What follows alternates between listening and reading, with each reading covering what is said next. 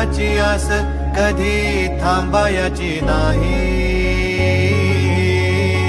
उभ्या जन्मात विठ्ठला वारी चुकायाची नाही. जय श्री राम.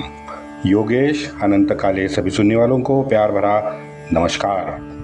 मित्रों, अगर मेरा कंटेंट आपको अच्छा लगता है तो लाइक शेयर सब्सक्राइब ज़रूर करें. एक भाई ने लिखा था कि भाई आपका राष्ट्रवादी कंटेंट है और वो सभी राष्ट्रवादियों को पसंद आएगा तो वो सब्सक्राइब भी करेंगे. आप अपना 10-15 सेकंड इसमें क्यों बर्बाद करते हो?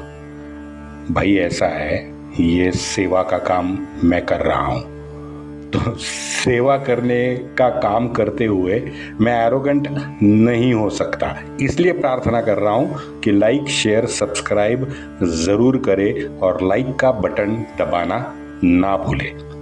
मित्रों, जनवरी 14 पौष शुद्ध अष्टमी. सुबह से लड़ाई तो पठान और मराठों में शुरू हो गई थी. 3 प्रहर के बाद गोली खाने से विश्वासराव और इब्राहिम खान भी गतप्राण हो गए. इब्राहिम खान का पुत्र और भतीजा लड़ते लड़ते आगे पठानों के बीच में घुसे. पराक्रम की उन दोनों ने शर्त की, लेकिन गिलचों ने बेहद जख्मी हालत में उन्हें कैद करके गिलचे अपने शिविर में ले गए. संभवतः उनकी मौत वहीं युद्ध भूमि में ही हुई है. अब ये सब हो रहा था, ये मुख्य छावनी के दाएं बाजू हो रहा था. मुख्य छावनी के बाएं बाजू विट्ठल शिवदेव की टुकड़ी थी. उस टुकड़ी में भगदड़ मच गई. ये अब्दाली से भागे हुए युद्ध से पूर्व अब्दाली से भाग के भाऊ के पास आने वाले जो गिलचे थे, इन गिलचों ने सर्वप्रथम पुनः अपना पाला बदल के अब्दाली की शरण ले ली. तो यहाँ तो भगदड़ हो गई. बहुत सारे ये गिलचों के घोड़ों पे हमारा भगवान निशान भी था. इससे मराठी शिविर में जो बुणगे नौकर चाकर थे ना, उनमें भगदड़ बच गई. घोड़ों की टापों की वजह से मित्रों पूरे पानीपत का आसमंत धूल के गुब्बारे से भरा हुआ था. विट्ठल शिवदेव की बाईं ओर की टुकड़ी लगातार गायब होती रही. ये देख के विट्ठल ने भी अपने पांव पीछे खींचे. वो रणभूमि से बाहर निकल गए. इस तरह मराठों की बाईं बाजू पूरी तरह से कमजोर पड़ गई और शिंदे होलकर दाएं बाजू में डट के खड़े होकर लड़ ही रहे थे. इब्राहिम खान के जाने से हमारी मराठी तोपें भी ठंडी पड़ गई थी.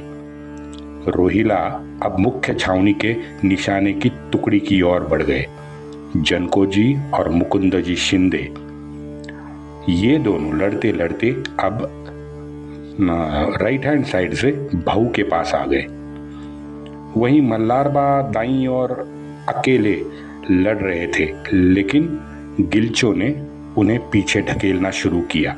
लड़ते लड़ते हमारे ज्येष्ठ मल्लारबा मुख्य फौज से दूर होते चले गए.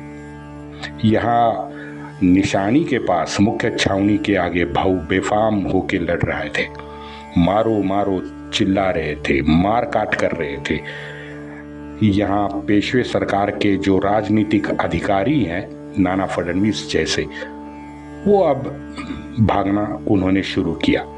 सोनाजी भापकर ये भी भागने की तैयारी में थे. भाऊ के पास थे तो भाऊ ने उन्हें रोका. भाऊ ने कहा, सोनाजी बाबा, हाँ, ये समय यहाँ से निकलने का तो निश्चित नहीं है, लड़ने का है. मृत्यु से भय कैसा है? आप पे हमको भरोसा है और वो अब भी है. डटे रहे. तुरंत सोनाजी बोला, लोग भाग रहे हैं, जरा उन्हें भी वापस ले आऊं. साहेब को छोड़ के भला हम कहां जाएंगे और क्या करेंगे? ऐसे बोल के सोनाजी ने अपनी घोड़ी पे थाप मारी और वो निकल गए। जो वहां से सोनाजी निकले हैं वो लौट के युद्ध भूमि में वापस कभी नहीं आए।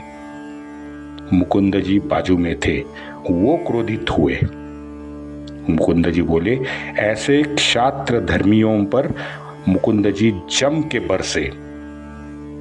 भाऊ से तत्काल युद्ध भूमि से निकल जाने की मुकुंद जी ने गुहार लगाई। भाऊ तुरंत बोल पड़े, मुकुंद जी बाबा, अब यहां से कहा जाए बताइए? किसको और कैसे अपना मुंह दिखाए? जरा विश्वासराव को देखे हो ना। ये सुन के मुकुंद जी भी जोश में तलवार चलाते कुछ दूरी पे चले गए। दोनों बाजू से लगातार पठानों ने बनाई हुई जो सैनिकों की दीवार थी, वो एक लहर की तरह सामने टकरा रही थी, पीछे जा रही थी, टकरा रही थी, मराठों को मारकर पीछे जा रही थी। ये सर की नक्शी वाला हमारा भगवान निशान तब तक हाथी पे शान से खड़ा था, लेकिन जल्द ही ये हमारा भगवान निशान हाथी से घोड़े पे आ गया। अब लग रहा था कि भाई निशान वाले तो भागने की फिराक में हैं। वातावरण में आसमंत धूल से भरा हुआ था। भाऊ ने तुरंत सभी युद्ध वाद्य वाले थे, उनको युद्ध वाद्य बजाने के लिए आदेश दे दिया। भाऊ को लगा होगा कि भाई विजय के वाद्य अब बजने लगे हैं तो जितने भी भागने वाले थे वो विजय होने के आनंद में लौट आएंगे, लेकिन ऐसा कुछ नहीं हुआ। भाऊ और जनको जी मुख्य छावनी के आगे इन दोनों के साथ जो कुछ 200-300 लोग बचे थे वो अब लड़ने लगे। बाकी सब तो भाग गए थे बिना पीछे मुड़े। बहुत सारे आगे चल के वहां कट भी गए। मुख्य छावनी में इतने भयंकर हालात हो गए थे। 1 लाख की मराठी सेना अब लगता था 200-300 की रह गई है। विश्वासराव और मुकुंद जी शिंदे दोनों गतप्राण हुए थे। भाऊ बस लड़ रहा था।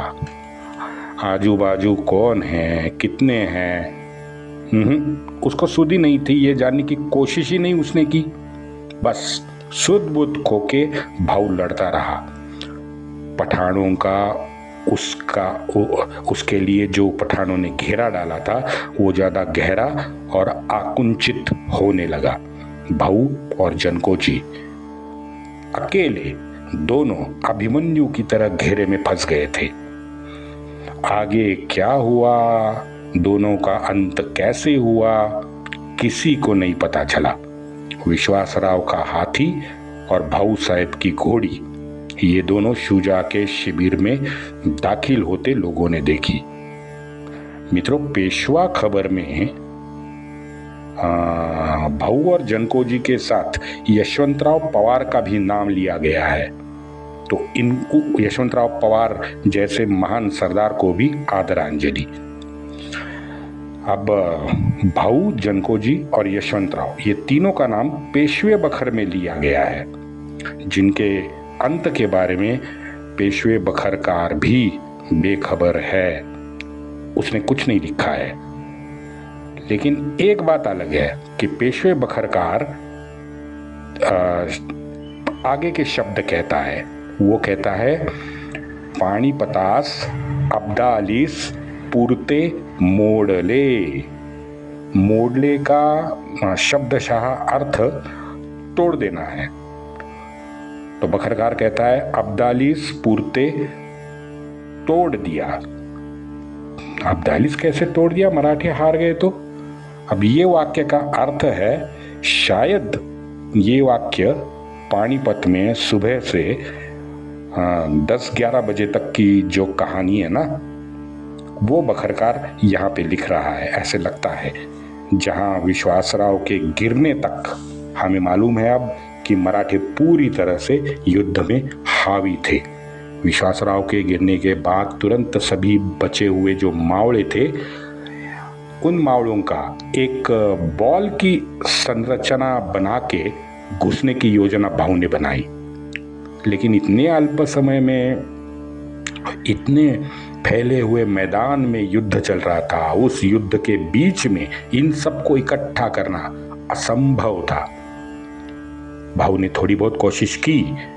वो बॉल देख के अब्दाली स्तब्ध हो गया। अब्दाली अब क्या करें ये सोचने लगा। पठानों की उसके साथ की फौज भी अचंभित हुई बॉल देख के कि भाई इसकी काट कैसे निकाले। सब संभ्रमित अवस्था में थे, किसी को नहीं पता था कि भाई इसकी काट हम कैसे निकाले। मराठों ने गोल किया था और वो गोल 3 स्तर का बनाया था। सबसे बाहर का सैनिक अगर गिर जाता तो अंदर के दूसरे स्तर का जो सैनिक था वो पहले सैनिक की जगह लेके वो लड़ने लगता था। लेकिन दुर्भाग्य है संख्या बहुत कम हो गई थी, तो ये संरचना भी जल्दी तितर बितर हो गई और ये योजना नाकाम हो गई। ये अगर होता, वैसे होता, ऐसे होता, बखर में तो बहुत सारा लिखा है, उसको हम ज़्यादा महत्व नहीं देते क्योंकि ये नहीं हुआ है। ये आपने ऑपरेशन सिंदूर देखा होगा भाई। ऑपरेशन सिंदूर में भी हमारी सेना ने हमला करने के लिए 15 दिन लगाए थे। क्यों लगाए होंगे? सेना ने, ये मेरा ख्याल है, मैंने कहीं पढ़ा नहीं है, लेकिन अपना एक तार्किक विचार है कि सेना ने A, B और C ये तीनों प्लान बनाए होंगे। हाँ, उन तीनों प्लानों को, जितने भी प्लान हैं वो सभी, जितने भी यूनिट कमांडर होंगे उनको ये प्लान के बारे में डिटेल समझाया हुआ कि भाई अगर A फेल हुआ तो B का प्रयोग कैसे और कहाँ करना है।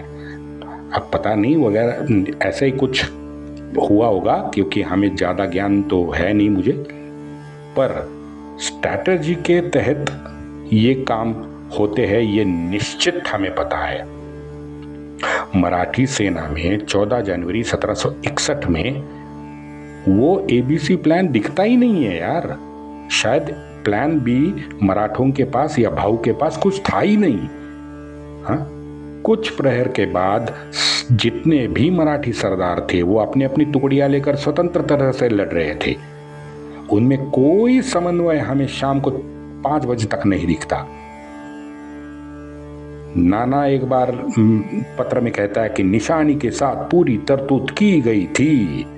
माफ करना नाना, आपने देखा होगा वो कुछ 20-25 मावड़े निशानी के पास थे, लेकिन जिसे युद्ध की तरतूत कहते हैं ना, वो वहां पे नहीं दिखती। एक सेना की एक निशानी के तहत सभी जो मध्य भाग होता है वो तो गुरुत्वाकर्षण के समान सभी उसकी सेना को बीच में खींचता है भाई, क्योंकि वो निशानी को बचाना है। हाँ? शत्रु देखते ही उसको अशक्य प्राय लक्ष्य लगना चाहिए, ये निशानी होनी चाहिए। मुख्य छावनी से, जैसे मैंने बताया, विठल शिवदेव बाईं ओर छोड़ के भागे। दाईं ओर मल्हारबा थे, वो अकेले पड़ गए थे क्योंकि शिंदे मध्य भाग में मुख्य छावनी के पास, भाऊ के पास थे। दाईं ओर मल्हारबा को रोहिला ने पीछे ढकेलते ढकेलते ढकेलते बहुत दूर ले गए। हार जीत का फैसला कब होता है? निशानी जमीन पे गिरने से तो होता है, वही तो तय होता है कौन हारा है कौन जीता है। मुझे लगता है निशानी एक प्रतीक है। यहाँ कोई DRS या रेफरी तो होता नहीं है, ना नियुक्त कर सकते हैं भाई। उसे एक याद आया, बचपन में मित्रों हम एक खेल खेलते थे। सभी मित्र 2 टीमें करते थे, हर एक टीम की अपनी एक निशानी होती थी। उस निशानी के साथ एक लड़के को एक वर्तुल करके दंड के साथ वो लड़के को हम खड़ा करते थे। हमारी एक निशानी, सामने वाले शत्रु की एक निशानी। अच्छा, जितने भी प्लेयर्स होते थे खेलने वाले, उन सब के हाथ पीछे बंधे होते थे। हाथ का इस्तेमाल नहीं करना है, बस सामने वाले को कंधे से शत्रु को धक्का लगाना है। आप चकमा दो, लेकिन धक्के से ज़्यादा आपने कुछ नहीं करना। अच्छा, उसे पाँव डाल के आप नीचे भी गिरा सकते हो, लेकिन हाथ नहीं लगाना है, ये नियम होता था। अब धक्का देके, चकमा देके लक्ष्य क्या होता था? वर्तुल में खड़े उस लड़के को जमीन पे गिराना, ये लक्ष्य होता था। जिसका डंडा जमीन पे आया वर्तुल के बाहर, वो टीम हार गई। हम क्या करते थे, हम कच से एक जो सबसे छोटा लड़का होता था उसको जमीन पे रेंगते रेंगते शत्रु के पीछे लगाते थे, और शत्रु के पीछे जब जाता था तो वो पीछे से शत्रु को धक्का देता था। ऐसी कुछ योजना हम बनाते थे, मुझे याद है। कई बार तो हर एक को हम मार्किंग करते थे और सबको 1 to 1 में एक बाजू खिसकते लेके जाते थे। अब हमें जो भी 3 तगड़े और ऊंचे लड़के होते थे उनको भागने के लिए कहते थे, तो एक बाजू शत्रु आ गया, दूसरी बाजू से ये 3 तगड़े भागने लगे। वो क्या करते थे, वो सीधा वर्तुल में खड़े लड़के को डंडे के साथ वर्तुल के बाहर फेंक देते थे, धक्का देते थे। मेरी आपसे एक विनती है, आप भी कभी ट्रिप में जाओ ना, 10-15 मित्र एक साथ, तो ये खेल खेल के देखो। और कुछ अगर नियम आपको बनाने तो जरूर बनाओ, लेकिन ये जरा खेल के देखो। मित्रों, सच कहता हूँ, ये पूरा दिन ये 10-15 हज़ार के रैप सॉन्ग लगाने वाले एसी रूम जितने भी है ना, जिम, वो जिम में उस दिन आप नहीं जाओगे। लिख के लो, मुझे बड़ा मज़ा आता है। थकान भी भाई उतनी ही होती है, ये भी बता दूँ। और खेल के बाद अक्सर हमने देखा है, जिसमें मैं भी एक हिस्सा था भाई, वो 30, 40, 45 मिनट के खेल की हम पे जो योजनाएं हम बनाते थे, उस पे आगे आधा घंटा हम भरपूर चर्चा भी करते थे। पानीपत में लगता है मित्रों, मराठों का कोई प्लान भी था ही नहीं। दुर्भाग्य है। वंदे मातरम। मित्रों, 2 दिन पहले एक गलती मुझसे हुई है, और हमारे मित्र प्रीतम चौधरी जी ने मुझे तुरंत वहाँ पे उन्होंने गलती दुरुस्त भी की है। दरअसल 2 दिन पहले के एपिसोड में मैंने कुंभलगढ़ कहा था, जो असल में साउथ ऑफ राजस्थान में राजसमंद के आगे है। एक्चुअली सूरजमल जी का जो भरतपुर क्षेत्र है, उनका किला था कुंभेरी का। कुंभेरी का किला सूरजमल का था, कुंभलगढ़ अलग किला है। मैंने पता नहीं क्या हुआ, वो धारा प्रवाह में मैं बोल गया कि कुंभलगढ़ पे ये लोग सटवोजी जाधव वगैरह रुके थे, वो गलत था। और मैं अपने प्रीतम चौधरी जी जैसे जो सजग हमारे श्रोता है, मित्र है, उन्होंने तुरंत मेरी गलती सुधारने का मुझे मौका दिया। मैं उनका आभारी हूँ। धन्यवाद।